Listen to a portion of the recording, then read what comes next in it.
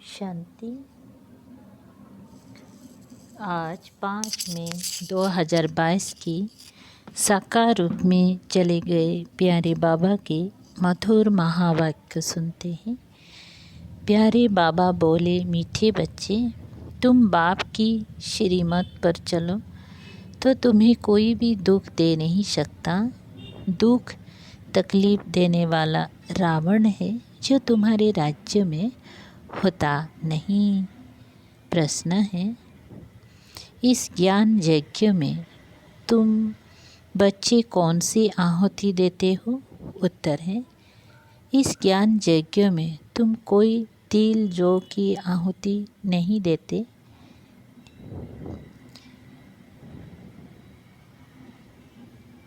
इसमें तुम्हें देह सहित जो कुछ भी है वह सब आहुति देनी है, अर्थात बुद्धि से सब भुला देना है। इस यज्ञ की संभाल पवित्र रहने वाले ब्राह्मण ही कर सकते हैं। जो पवित्र ब्राह्मण बनते वही फिर ब्राह्मण सो देवता बनते हैं। गीत बजा है, तुम्हें पाके हमने जहाँ पा लिया। ओम शांति। बच्चे आए हैं बाप के पास। बच्चे ज़रूर आएंगे ही तब जब बाप को पहचान कर बाप कहेंगे, नहीं तो आ ही नहीं सकते। बच्चे जानते हैं हम जाते हैं निराकारी बेहद बाप के पास। उनका नाम शिव बाबा है। उनको अपना शरीर नहीं है। उनका कोई भी दुश्मन बन नहीं सकता। यहाँ दुश्मन बनते हैं तो राजाओं को मार डालते हैं। गांधी को मारा क्योंकि उनका तो शरीर था। बाप को तो अपना शरीर है नहीं। मारने चाहेंगी वह भी उसको जिसमें प्रवेश करता हूँ। आत्मा को तो कोई मार काट नहीं सकते। तो जो मुझे यथार्थ रीति जानते हैं उनको ही राज्य भाग्य देता हूँ। उन्हों की राज्य भाग्य को कोई जला नहीं सकता, ना पानी डुबो सकता किसी भी हालत में।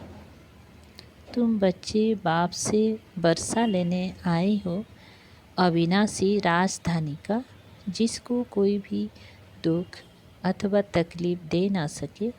वह तकलीफ़ देने वाला कोई होता ही नहीं। तकलीफ़ देने वाला है रावण। रावण को 10 शीश भी दिखाते हैं, सिर्फ रावण दिखाते हैं, मंदोदरी दिखाते नहीं। सिर्फ नाम रख दिया है कि रावण की स्त्री थी। तो यहाँ रावण राज्य में तुमको तकलीफ़ हो सकती है, वहाँ तो रावण होता नहीं। बाप तो है निराकार, उनको कोई मार काट नहीं सकता। तुमको भी ऐसा बनाते हैं जो तुमको शरीर होते भी कोई दुख ना हो सके। तो ऐसे बाप की मत पर चलना पड़े। बाबा ही ज्ञान का सागर है और कोई यह ज्ञान दे नहीं सकते। ब्रह्मा द्वारा सभी शास्त्र का सार समझाते हैं। ब्रह्मा है शिव बाबा का बच्चा। ऐसे नहीं कि विष्णु की नाभि से ब्रह्मा निकला। अगर नाभि कहें तो शिव बाबा की नाभि कमल से निकला। तुम भी शिव की नाभि से निकले हो। बाकी चित्र तो सब रॉन्ग है। एक ही बाबा राइटियस से रावण अनराइटियस बना देते हैं। यह खेल है। इस खेल को तुम ही जानते हो। कब से रावण राज्य शुरू हुआ, कैसे मनुष्य गिरते गिरते गिर ही गए, ऊपर कोई भी चढ़ ना सके। बाप के पास जाने का जो रास्ता बताते वो और ही जंगल में डाल देते हैं, क्योंकि रास्ता जानते ही नहीं है बाबा के घर और स्वर्ग का। जो भी गुरु आदि है सब है हठ योगी। घर बार छोड़ क्या बोलते हैं, घर बार छोड़ देते हैं। बाबा छुड़ाते नहीं, कहते हैं पवित्र बनो। कुमार और कुमारी पवित्र हैं। द्रौपदी पुकारती हैं कि बाबा हमको बचाओ, हम पवित्र बनकर कृष्णपुरी में जाना चाहते हैं। कन्याएं भी पुकारती हैं, माँ बाप तंग करते हैं, मारते हैं, शादी करनी ही होगी। पहले माँ बाप कन्या के पांव पड़ते हैं, क्योंकि खुद को और कन्या को पावन समझते हैं। पुकारते भी हैं, हे पतित पावन आओ। अब बाबा कहते हैं, कुमारियाँ पतित ना बनो, नहीं तो फिर पुकारना पड़ेगा, तुमको अपने को बचाना है। बाबा आया ही है पावन बनाने, कहते हैं स्वर्ग की बादशाही का बरसा देने आया हूँ, इसलिए पवित्र बनना पड़े। पतित बनेंगी तो पतित होकर मरेंगी, स्वर्ग के सुख देख नहीं सकेंगी। स्वर्ग में तो बहुत मौज है, हीरे जवाहर के महल है, वही राधे कृष्ण फिर लक्ष्मी नारायण बनते हैं। तो लक्ष्मी नारायण को भी इतना प्यार करना चाहिए। अच्छा, कृष्ण को प्यार करते फिर राधे को क्यों गुम कर दिया है? कृष्ण जन्माष्टमी पर कृष्ण को झुलाते हैं। माताएं कृष्ण को बहुत प्यार करती हैं, राधे को नहीं। और फिर ब्रह्मा जो कृष्ण बनने वाला है, उनकी इतनी पूजा नहीं है। जगत अम्बा की तो बहुत पूजा करते हैं। जो सरस्वती ब्रह्मा की बेटी हैं, आदि देव ब्रह्मा का सिर्फ अजमेर में मंदिर है। अब मम्मा है ज्ञान ज्ञानेश्वरी, तुम जानते हो वह ब्राह्मणी है, वह कोई स्वर्ग की आदि देवी नहीं है, ना कोई 8 भुजाएं हैं। मंदिर में 8 भुजाएं दिखाई हैं। बाप कहते हैं माया के राज्य में झूठ ही झूठ है, एक बाप ही सत्य हैं जो सच बताते हैं। मनुष्य से देवता बनाने के लिए उस जिस्मानी ब्राह्मणों द्वारा तो तुम कथाएं आदि सुनते सुनते इस हालत में पहुंच गए हो। अब मौत सामने खड़ा है। बाबा कहते हैं जब झाड़ की जर्जरीभूत अवस्था होती है, तब कलयुग के अंत में कल्प के संगम युग पर मैं आता हूँ। मैं युगे युगे नहीं आता हूँ, मैं कच्छ मच्छ अवतार बराह नहीं लेता हूँ, मैं कणकण में नहीं रहता हूँ। तुम आत्माएं भी कणकण में नहीं जाती हो, तो मैं कैसे जाऊँगा? मनुष्य के लिए कहते हैं वह जानवर भी बनते हैं, वो तो अनेक योनियाँ हैं, गिनती कर ही नहीं सकते हैं। बाप कहते हैं राइट बात अब मैं तुमको समझाता हूँ। अब जज करो, 84 लाख जन्म सत्य है या झूठ? इस झूठी दुनिया में सच कहाँ से आया? सच तो एक ही होता है। बाप ही आकर सत्य असत्य का निर्णय करते हैं।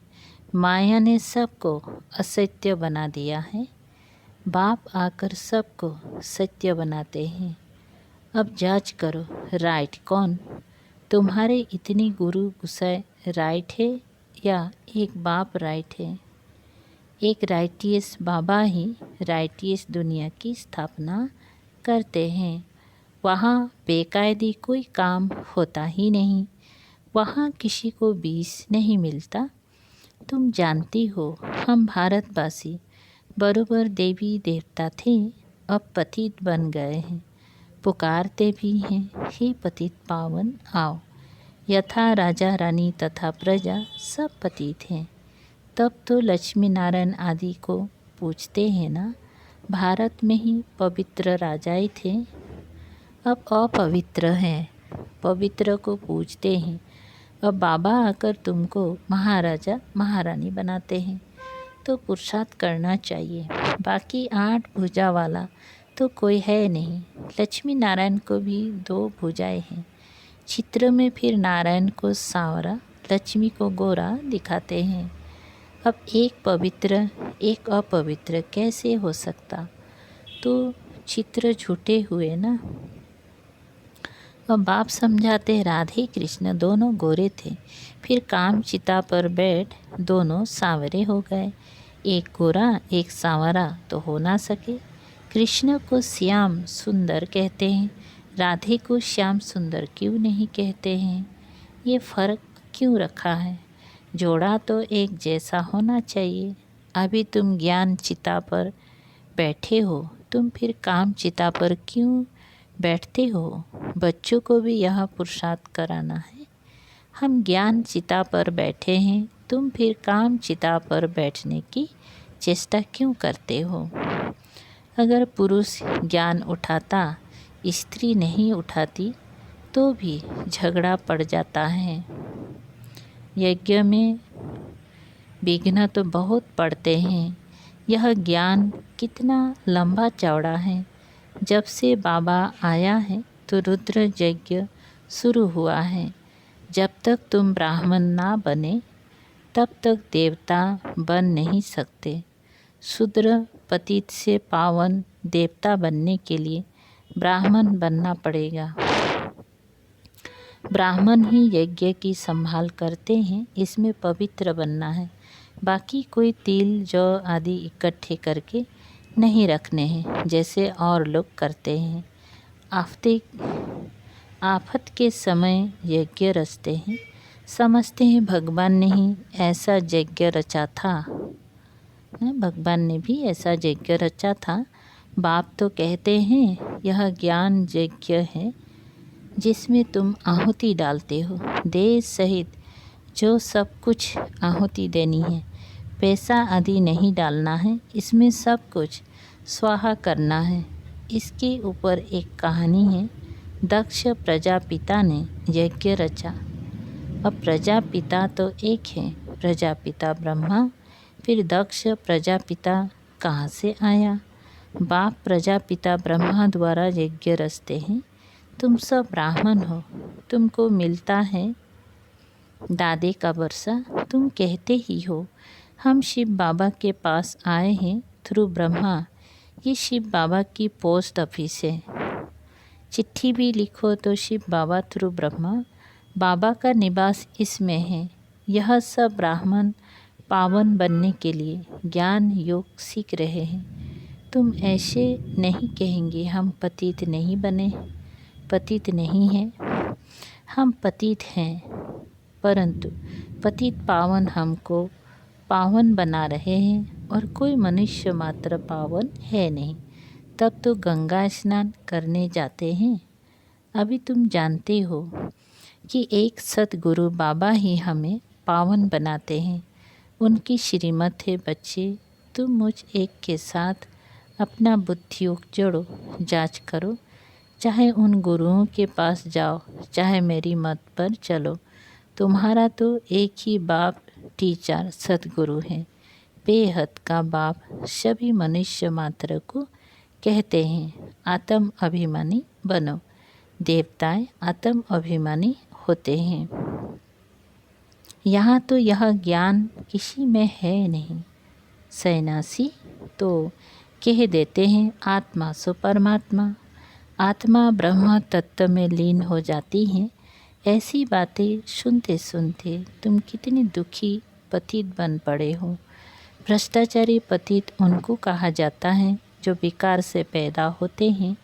वह रावण राज्य में भ्रष्टाचारी काम ही करते हैं, फिर गुल गुल बनाते हैं।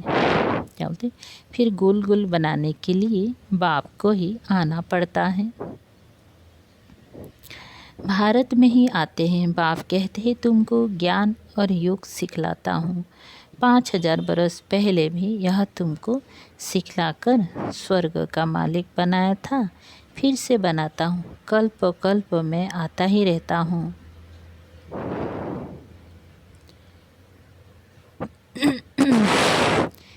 इसकी ना आदि है ना अंत, चक्र चलता ही रहता है। प्रलय की तो बात ही नहीं। तुम बच्चे इस समय इन अविनाशी ज्ञान रत्नों से झोली भरते हो। शिव बाबा को कहते हैं बम बम महादेव। बम बम अर्थात शंख ध्वनि कर हमारी झोली भर दो। नॉलेज बुद्धि में रहती है ना, आत्मा में ही संस्कार है। आत्मा ही पढ़कर इंजीनियर बैरिस्टर आदि बनती हैं। अभी तुम आत्माएं क्या बनेंगी? कहते हो बाबा से वर्षा लेकर लक्ष्मी नारायण बनेंगी। आत्मा पुनर्जन्म तो जरूर लेती हैं, ये समझने की बातें हैं ना। कोई को सिर्फ ये 2 अक्षर काम में क्या बोलते, कोई को सिर्फ यह 2 अक्षर कान में डालो, तुम आत्मा हो, शिव बाबा को याद करो तो स्वर्ग की बादशाही मिलेगी। कितना सहज है। एक ही बाप सत्य बताते हैं, सबको सद्गति देते हैं, बाकी सब झूठ बताकर दुर्गति ही करेंगी। ये शास्त्र आदि भी सब बाद में बने हैं। भारत का शास्त्र एक ही गीता है। कहते हैं परंपरा से यह चले आए हैं, परंतु कब से? समझते हैं सृष्टि को लाखों बरस हुए। अच्छा, तुम बच्चे बाबा के लिए अंगूर ले आते हो, तुम ही लाते हो, तुम ही खाते हो। मैं नहीं खाता हूँ, मैं तो अभोक्ता हूँ। सतयुग में भी तुम्हारे लिए महल बनाते हैं, यहाँ भी तुमको नए महल में रखता हूँ। हम तो पुराने में ही रहते हैं। यह वंडरफुल बाबा है। यह बाबा भी हैं तो मेहमान भी हैं। बॉम्बे में जाए तो मेहमान कहेंगे ना, ये बहुत बड़ा सारी दुनिया का मेहमान है। इनको आने और जाने में देरी नहीं लगती है। मेहमान भी वंडरफुल है। दूर देश के रहने वाले आए देश पर आए तो मेहमान हुआ ना। आते हैं तुमको गुल गुल फूल बनाए वर्षा देने, कौड़ी से हीरे जैसा बनाने। अच्छा, मीठे मीठे सिकलधे बच्चों प्रति माता पिता बाप दादा का याद प्यार और गुड मॉर्निंग। रूहानी बाप के रूहानी बच्चों को नमस्ते। हम रूहानी बच्चों के रूहानी बाप दादा को याद प्यार गुड मॉर्निंग और नमस्ते नमस्ते। शुक्रिया बाबा, थैंक यू बाबा। अच्छा, सार है 1 नंबर, अविनाशी ज्ञान रत्नों की धारणा कर शंख ध्वनि करनी है। सबको यह ज्ञान रत्न देने हैं। नंबर 2, सत्य और असत्य को समझकर सत्य मत पर चलना है। कोई भी बेकायदे कर्म नहीं करना है। वरदान, बुद्धि को बिजी रखने की विधि द्वारा व्यर्थों को समाप्त करने वाले सदा समर्थ भव। विस्तार, सदा समर्थ अर्थात शक्तिशाली वही बनता है जो बुद्धि को बिजी रखने की विधि को अपनाता है। व्यर्थों को समाप्त कर समर्थ बनने का सहज साधन ही है सदा बिजी रहना। इसीलिए रोज़ सवेरे जैसे स्थूल दिनचर्या बनाते हो, ऐसे अपनी बुद्धि को बिजी रखने का टाइम टेबल बनाओ कि इस समय बुद्धि में इस समर्थ संकल्प से व्यर्थों को ख़त्म करेंगे, बिजी रहेंगे तो माया दूर से ही वापस चली जाएगी। अच्छा स्लोगन है, दुखों की दुनिया को भूलना है तो परमात्म प्यार में सदा खोए रहो। अच्छा, ओम शांति।